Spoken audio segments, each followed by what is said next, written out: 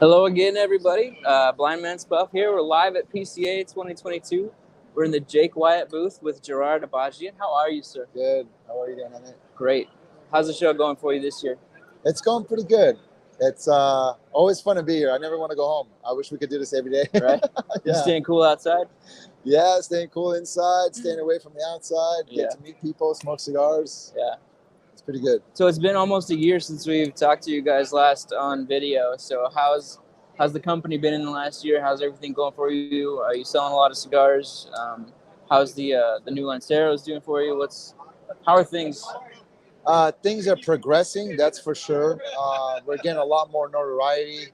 More people this year are coming by the booth because of press, media, and things of that nature. Word of mouth has been big, so we're getting a lot more traction than before. And it's been only, 2.5 years since our launch, so Yeah. it's pretty good. And our Lanceros finally landed, so we have the gourmet collection in all sizes as a Lancero. The lithium Lancero is already available and it's doing very well. So we're super excited. So the to rest have of the core Lanceros. lines are launching Lancero in the boxes at this show, right? Yeah, so we Yeah. did the 5 cigar sampler box Yep. as a market test. They did a very good in response. People wanted more. So we responded and we are introducing them as a full production box of 22 in every single line in the gourmet collection. So it's 5 different blends. So now that those full-size boxes are coming out, are you still going to produce the sampler box, or is that done? As of right now, we are not focusing on a sampler box. The beauty about it is you can go and make your own sampler now if you like, or if you don't want something out of that sampler, you can replace it with something you really want Or send it out to of me. the Lancero. What's Yeah. that? Or send it to me. Or send it to you. Yeah. No, they're all great. Thank you. You guys have scored really well in our blind test, although it's kind of hard with some of your lines because the blind thing doesn't really translate work, when huh? you can. You're gonna have to really blindfold people. Yeah, exactly. Turn the lights off. Yeah. So that brings me to my next question. You guys have some of the most intricate designs on your cigars in the industry.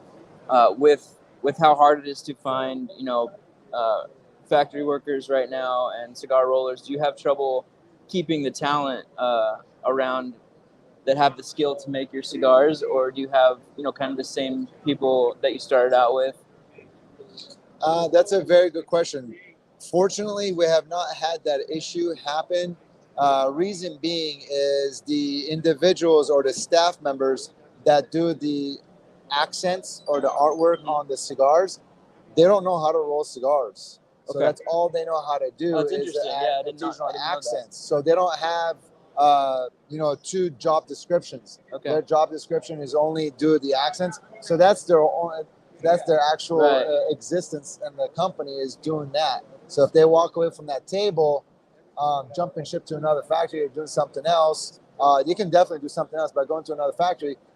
Not a lot of factories do accents on their cigars, Right. so they're gonna we kind of put them in a position where they can't leave, I guess, Right. as a joke. But no, we're not having any issues right now. We're very blessed. We're actually training more individuals to learn how to do that aspect. But again, they don't know how to roll cigars. They just do the accents. That's Right, it. and it's probably quicker to be able to train someone to do the accents than to bring on a whole new roller. Or Yeah. They're both very intricate pieces of the craftsmanship. However, doing the accents, I think, is easier than rolling cigars. Yeah. For sure. Yes. So right now, what would you say is your number one seller? What do you sell the most of in terms of like either the core or the limited, lithium stuff? What do you sell the most of right now? So we've looked through this spreadsheet, and our numbers are all neck to neck. If I say that our Connecticut is our number one seller, which it is, but we're talking about by a very minuscule number difference of our number 2 seller, which is our Candela. Yet, very small difference between the Candela and the Maduro Herbert Spencer. Right. So they're all within 5 to 10% range within each other. Yeah. So across the board, we sell all our SKUs very well. If I have to say what is the number one, is Connecticut, but it's not a much big of a jump on the pie graph, Right. or on the bar graph, Yeah, So that's across great. the board, it's pretty good. Limited editions, I will say the USIR probably sells the most. It's been tagged with a nickname birthday cake. A lot of guys are like, "Oh, it tastes like birthday cake." I may be at fault for initiating that because that's what I said at one of the times that I was smoking it. I'm like, "Oh my god, it tastes like birthday cake," and then it started becoming that name. So Right. USIR does do the best when it comes to limited edition. Awesome. Yeah. So if there's people out there that haven't smoked Jake Wyatt cigars before, what would you recommend is like the first one you should try? Oh my goodness, that would be very difficult for me Knowing to nothing say. about them. Oh, ah. See that's very difficult question to answer. So if you've never tried, and then, oh boy, I don't know. I would have to ask you some questions. Yeah. I would have to ask, what is your favorite cigar? Do you like Maduros? Do you like Sure. Connecticut? So if you're a guy that, let's say, for instance, you like a morning cigar, I'm definitely going to, take you towards the Candela. Even though a lot of people don't like Candela, Yeah. ours does very well. It pairs very well with coffee, and we're able to mute that grassy, green, hay-like flavor characteristic from a Candela and give you a very nice sweet cigar. That is what Candela is supposed to do. Yeah. And that's how I go about it. And so if you're new to Jake Wyatt cigars, we have cigars in all aspects of the spectrum. If you're a veteran, I'm going to say go with the lithium or the Maduro. If you're a mild smoker, go with the Fourth Dimension and then the Connecticut. If you're middle of the road, the USIR. If like the guys that like that, a lot of stuff from Fuente when it comes to the Opus, that very cinnamon raisin type of characteristics and those flavors, the USIR will fulfill that. We have our Connecticut, which is very gourmet. That's how I would actually tell somebody to try our product. Yeah, your Candela is one of the few that I actually really enjoy. So I recommend, like, even if you aren't a fan of Candelas, you should try this one. That might be the first one I would recommend. It's great. It is very good cigar, yes. I'm very careful on how I stick a cigar to someone.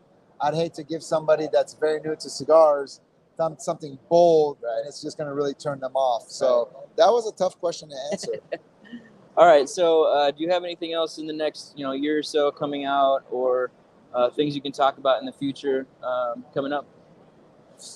As of right now, we are focusing on our transition to our bigger facility. We are going into a 16,000 square foot facility, and that's under construction. It's taking forever, and but we are optimistic that's going to be completed pretty soon here. Other than us having the Lanceros available at PCA for orders and a very soon release as soon as we get back to the office, we don't have anything else on the horizon. We are thinking of some projects, but I can't really divulge any information because it's really a brainstorm as of right now. So if I say something that doesn't happen, it's just going to be,